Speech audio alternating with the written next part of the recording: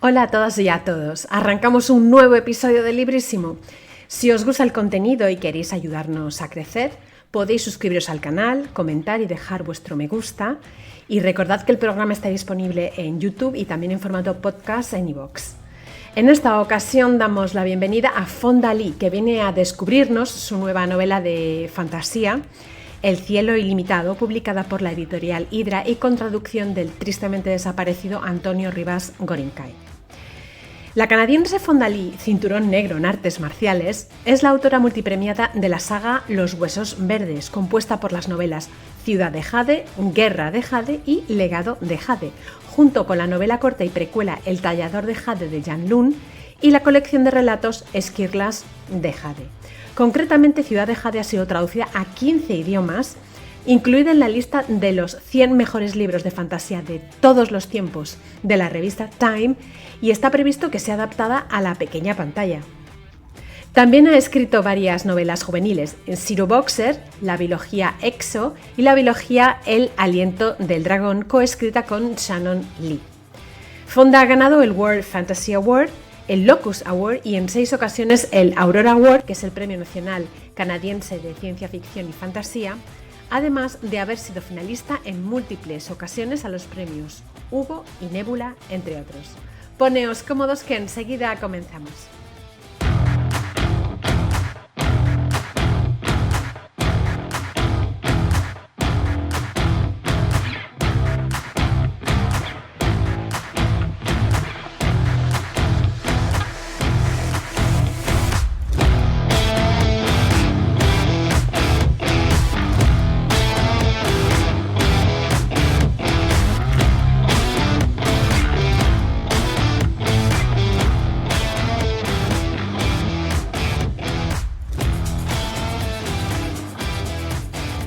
Wow, and I am here with the one and only Fonda Lee. Hi, Fonda, how are you? I'm great. Hi, Christina. It was great to see that your book, your new fantasy short novel, or novel, whatever you prefer to, it's a short novel, but it's a wonderful novel. The Untethered Sky is coming into Spanish as El cielo ilimitado, with Hidra. It's the publisher that's gonna that it's about to, if when this recording comes alive, it may already be there. So we are Yes, recorded it it just came out this week. exactly. So we are recording this a couple of weeks before it's gonna see the light. But I just wanted to mention the wonderful translator, Antonio Rivas Gorinkai, because it's the last book that he translated into Spanish, and he unfortunately passed away a few months ago, and just wanted to celebrate that he was such a wonderful translator. And I don't know if you want to say something about him. Yeah, absolutely. I feel incredibly blessed to have worked with Antonio. He translated every single one of my books that was released in Spain. I had the wonderful opportunity to spend time with him last time I was in Spain. And it's still very hard for me to believe that he's gone and that he won't be translating any more of my work. We had plans for working together for the next books that were going to be released, and he just connected with my work in a way that I think is incredibly rare. I've had so many of my books translated into different languages, and I've never had a working relationship with a translator like I did with Antonio, because he connected with with the heart of the books. He was a martial artist. And we'll talk about Untethered Sky. He also loved animals, was a dog trainer, and he just had a way of translating not just the words on the page, but the heart of the story. And I oftentimes don't have that interaction with my translators. The book just comes out, and I don't really have any connection. But with Antonio, it was such a close working relationship. He would always be in contact, and we could talk about the decisions that he made around each of the choices, because it really, translation is an art form. The translators don't get enough credit for how much decision making they have to do and the creative choices that they have to make. And Antonio was just such a incredible superlative example of that. So I feel his loss. I feel very just deeply for his family and for everyone who knew him. We really did lose an incredible talent. It's true, but we have his books, his translations there. It will always be with us, and this is a way also to celebrate him and just to to remember how a wonderful person he was, not just as a translator, but as a person. It's also in Spanish fandom, very well known, very very respected. So our thoughts are with his family and friends. But let's talk about the book. That is it's a short novel, and unlike some of the other work that you've done, that it's quite dense and full of elements. And I always start with this question because I think it's a good way to enter into the world of the book. And the first thing any reader encounters when facing your book, well, obviously is the illustration in the cover, but it's the title. And I think through the title we can learn a lot about the story. So, how did the title came about? It's a funny story. Most of the time when I write books, I have the title in mind, and in most cases, it sticks. So that was not the case, though, for this story. I had started writing it with the title "The Rock." That was just the title was, and it was The Rock for a very long time. And then when we got into the publication process, my editor said, "Well, The Rock, we want something a little bit more evocative, something, and also something that will show up better in search engines. You search for the title. If it's unique, it'll work better for readers trying to find the book." So we went through so many, a long brainstorming list. I can't even remember them all, but we brainstormed so many different titles, and eventually Untethered Sky is what we landed on. But we wanted to evoke a sense of the heart of the story, and it being about freedom, and sort of the relationship that the main character has with the Rock, with the giant bird that she trains. So it's one of those cases where it wasn't the title that originally was attached to the manuscript, but I think it worked out well. And do you remember where were you? Because I think you mentioned that in the book, but I prefer if you tell the story. Where were you and when approximately when you had the idea for this story? Yeah. So this is one of those cases where I started working on a project and then it went into a drawer and stayed in a drawer for a very long time. I had begun working on it as a full-length novel, and I'd written about 2 or 3 chapters, and then I got sidetracked by something else, and other projects came along, and this one just didn't feel like it was quite working yet. So I put it away. Years passed, and then I had a breakfast with an editor at Tor.com in Dublin during Worldcon. And I, at that time, was working on Jade Legacy, which is the final volume in the Greenbone saga. It's very long. And the editor, Jonathan Strawn, asked me, would you consider writing a novella? And I remember thinking, a novella would be so short compared to what I'm working on now. That I was like, yes, that sounds great. Next, I'll write a novella. So I didn't know what I was going to write for the novella, But after I had that breakfast, I went on a hawk walk. So I was in Ireland. So after Worldcon Dublin, I spent a couple of weeks in Ireland with my family and we vacationed. And one of the things that I did was I went on a hawk walk, and I've gone on a couple of them because I I'm just enamored with falconry, and I find it such a fascinating and incredible sport. Um, and I had recently watched a documentary called The Eagle Falconer about the Mongolian tradition of eagle falconry with and hunting wolves with eagles. And so I had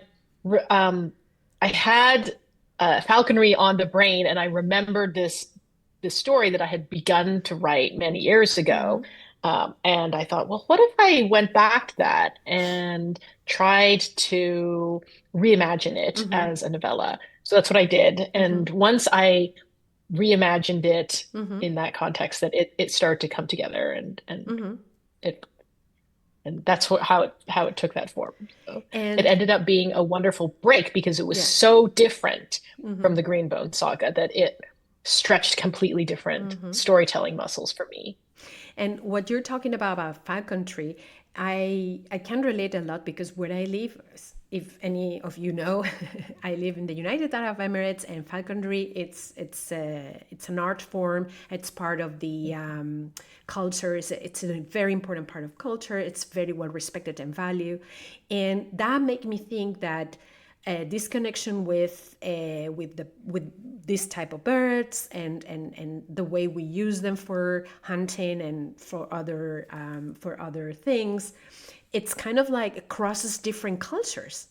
And reading in this story, because of certain names that you use and some of the meals that you describe, I was thinking that maybe this is maybe the setting in a Mediterranean or Middle Eastern kind, or a mixture of both. So I wanted to ask you about the setting specifically. Where is this world, and how could you describe it without giving too much spoilers? Yeah. So the world, the kingdom of Dartha, where the story takes place, is inspired by pre-Islamic Persia. And the reason it's set there is because the the core premise of the story is the characters who train these enormous birds of prey, the rocks, to hunt manticores, which are these man-eating monsters that terrorize the countryside. So both rocks and manticores come from Middle Eastern mythology. And I wanted to honor the origin of these mythical creatures. It just made a ton of sense for me to set it in a Middle Eastern fantasy world. And it is a short novel, and so there's relatively little in the way of kingdom building, world building. The world building has to be very economical. So I don't go deeply into the history of this kingdom or the politics and what else is really going on, because the story is so concentrated and focused on the main character Estar and her rock. But a lot of the world building and the setting exist in the background and in what's going on. And I did want to make sure that came across, that the cultural elements still felt tangible and real and authentic. I understand that very well through some of the names. For example, Darius, it's a very Darius, very Persian name, and even others. But let's talk about the characters. There's obviously a main character, a protagonist, Esther.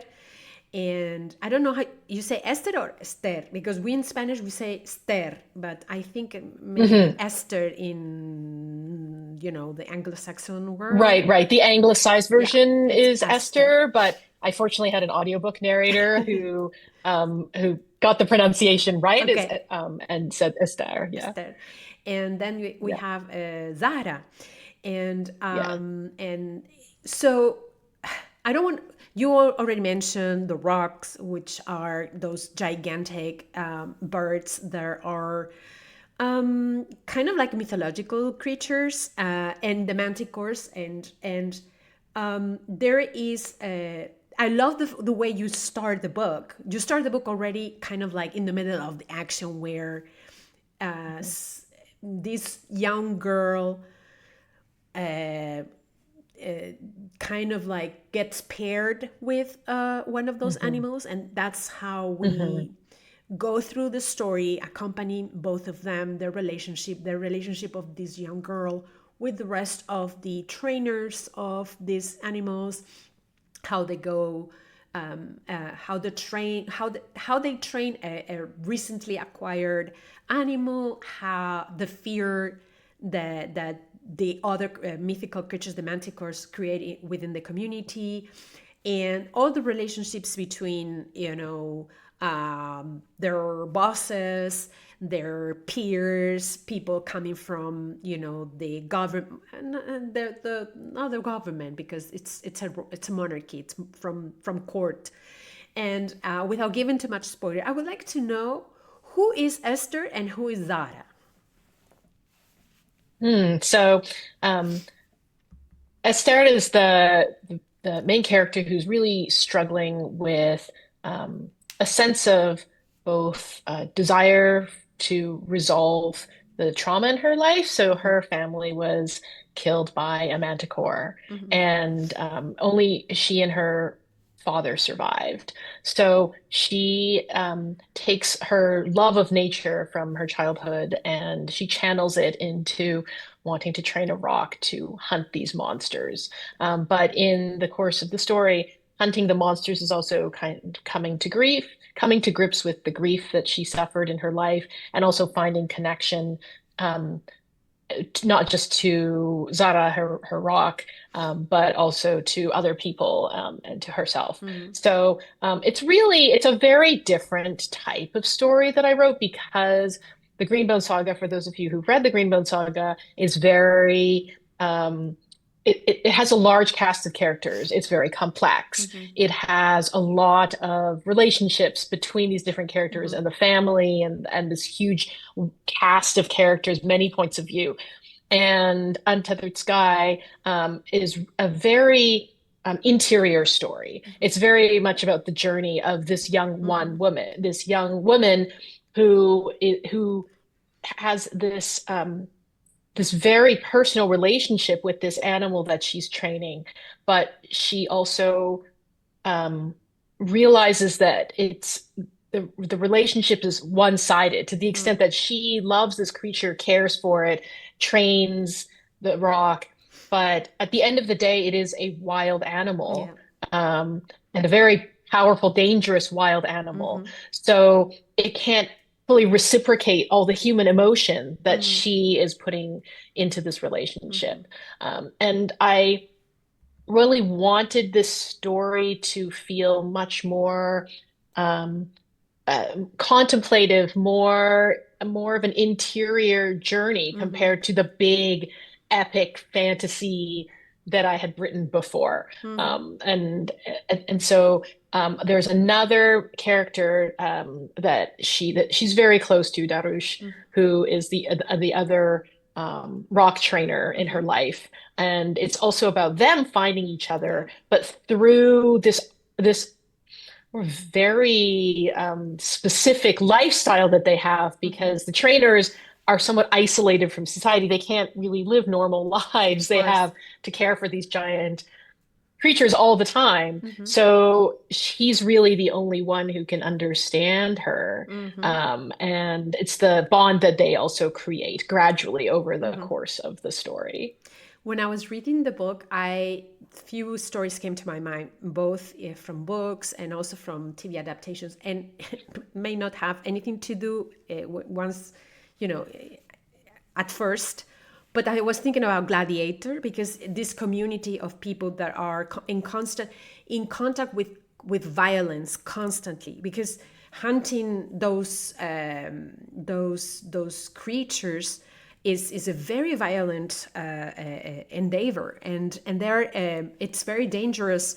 Some of them are killed even when they're training or when they're with their animals, and so they get a lot of respect from the community when they have a kill, and even within their own community. And then little by little, because of things that you have to read when you read the book, they also get respect from the outsiders who are also afraid of them in a little bit. So I thought about that. And then I thought also a little bit about the Hunger Games, and not because it has anything to do in terms of, it's not necessarily a dystopia, but I was thinking about these young people put into situations where it's very dangerous, and sometimes it feels like almost a survival kind. They're always a kind of in survival mode, and the toll that this can get to, that can how can this affect them? Because you talk about it a little bit. There's a lot of trauma.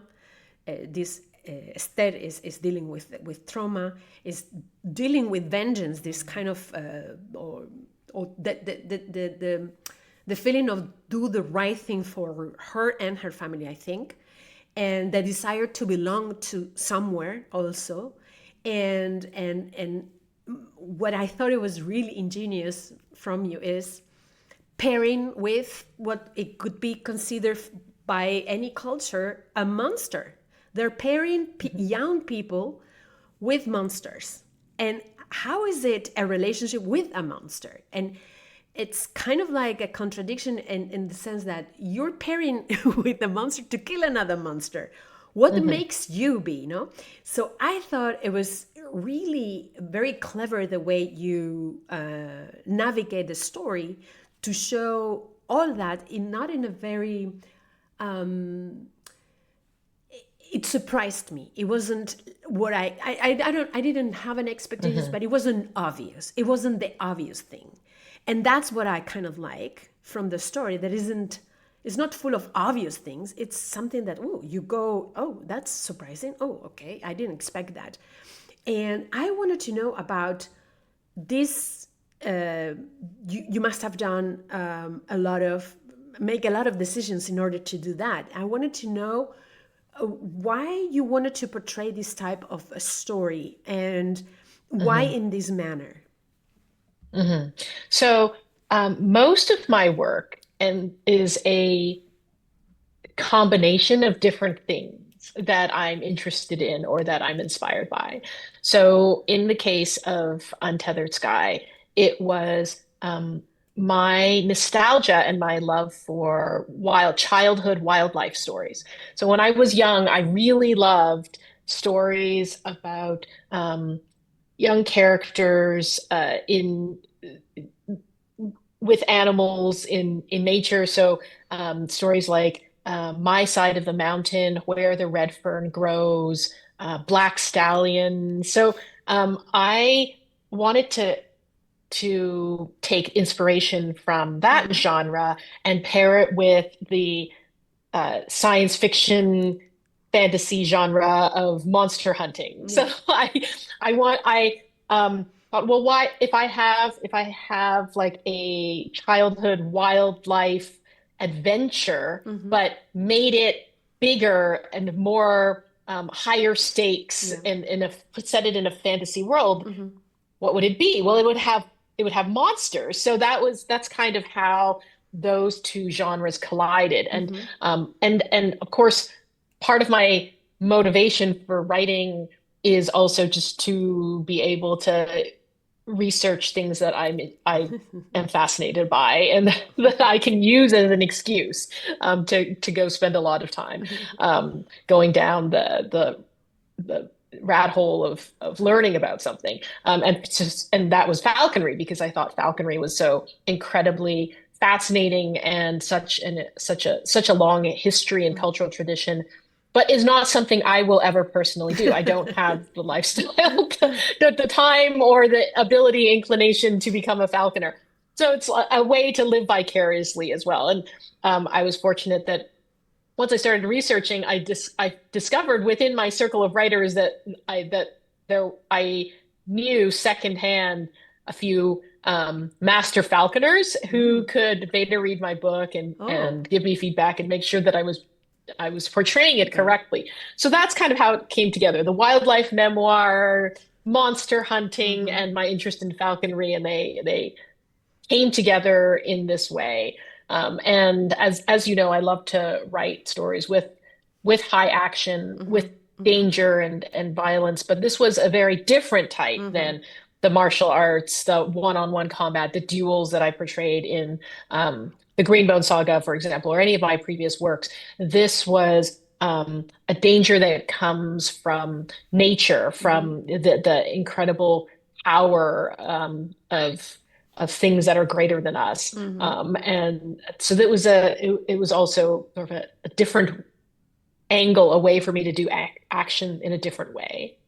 Is this a world where you could revisit in the future, or is just a standalone? I've had people ask me that, but I never envisioned it as more than just this story, because I think it works well just as a contained gem of a story, because it's such a personal story. You know, I always say never, but it was designed to really stand by itself. And what was the biggest challenge when writing the story, and what was the easiest part?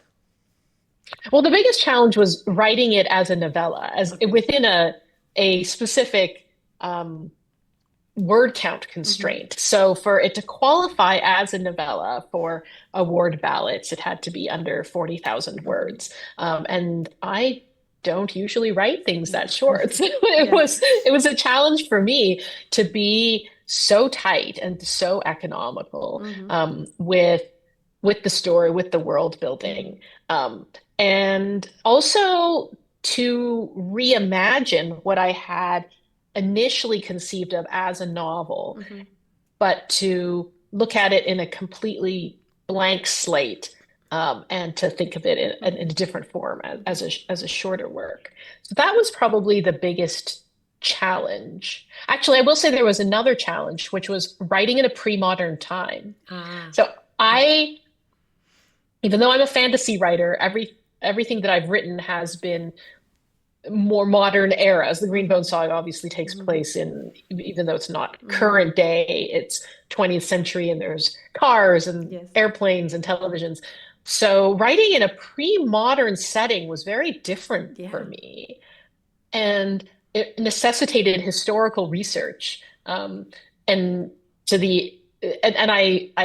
gained an appreciation for the fantasy writers who use a pre-modern setting most of the time, because there's so many things that I was like, wait, how do they do that? How long would it take for a horse to get from here to here? Or but what do they, when they need to eat, do they have to, how do they light their hearth? And finding all these little little day-to-day details in order to make the pre-modern setting feel tangible and real. And then what was the easiest?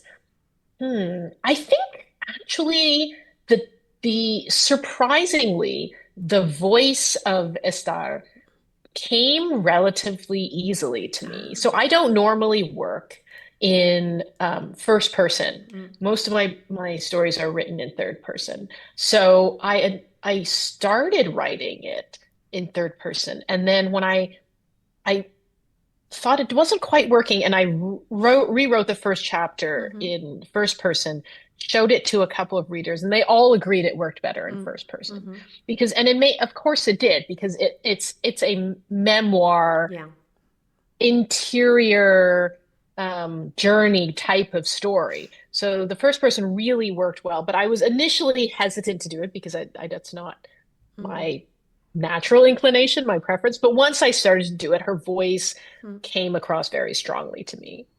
And one of the things I also like is debatable. Some people would say it could be for young adults, but I think just because maybe the journey of this young character, we're used to that. But I don't think, in my opinion, this could be read by anybody. And we have to start to not think about, okay, if the main character is kind of young, it's for young adults. Well, not automatically, right? And so I like the fact that you don't spare the violence and the roughness. you go through it, but with grace and with, in my opinion, with elegance. So I thank you for that. And so everybody listening or watching, you have to read it. And just to kind of like start to wrap up our conversation, I would like to know if you can share with us any of the projects that you're working on right now. So I just finished 2 books. One of them is the science fiction novel, The Last Contract of Isako. It is a standalone dystopian cyberpunk corporate samurai story, and it is coming out here in English in just less than a couple of months. Oh, wow. And it will be translated into Spanish, and it will come out, I believe, this fall. Okay. And so that's my next book to look forward to. And then I also finished off the second book in the Breathmarked duology. It's the fantasy duology that I am working on with Shannon Lee, the daughter of Bruce Lee. The first book has already come out in English and in Spanish. The second one will be as well. And then I have my next project to work on, which is currently secret because I haven't fully confirmed it with my editor yet. So I can't speak about it yet, but there will be more coming. Yes. And we will know about it soon, and maybe have you over again for any of those books that are coming up, surely in Spanish. If you could invite anybody to Librissimo, who would it be? But it has to be alive. Oh gosh. Oh, I don't who. Gosh, An that's author, a good question. maybe Oh my goodness. fellow author. Yeah. Anybody? Okay. Anybody. A living author? Yes, living author.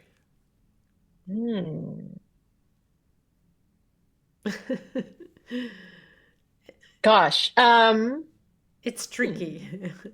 There's so many. It's tricky. Yeah, it's tricky. Just because you spoke to this is one of those things. Kind of like recently, or yeah. Have you had Martha Wells on the show yet? Not yet, but hey, that's a name. I'm gonna write it down. Yeah, it's well thought. Yeah, Martha. Yeah, surely. I mean, I mostly because I recently heard her speak about the Apple TV adaptation for Murderbot, and I think that would be a really fun thing to talk to her about. Yeah, sure. I wrote it down, and sometimes people who have been proposed by our guests come to, so it's kind of like a beautiful way to kind of invite people. And also, I would like to know if you can recommend us a book that you've read recently. It doesn't have to be the best book you've ever read, but that you read it recently and resonates with you and you would like to share it, because we are building this online library with all the titles proposed by our guests, and then we liberate it during summertime, which is the best time to read during vacation. So which one, you can tell me one or two if you know that you have recently read and you kind of like. Yeah, well, the book I most recently read was The Buffalo Hunter. Okay. By Stephen Graham Jones. I have recently gotten into reading more horror fiction, and so that was one of the books that I've heard fantastic things about, picked it up, and really enjoyed it. Very good. I wrote it, and we will have the list for everybody to enjoy it this coming summer, like we did last summer. I think it's a great idea. We are building something, all of us together. I wanted to thank you very, very much for taking a few minutes to talk to us, and I wanted to tell everybody you have to read El Cielo Ilimitado. It's coming with Hidra, and you're not gonna regret it. You would thank Fonda for writing it. So thank you, Fonda. Thanks for coming, and I hope that you can come again. This is your house. Thank you, Christina. It was wonderful to chat with you.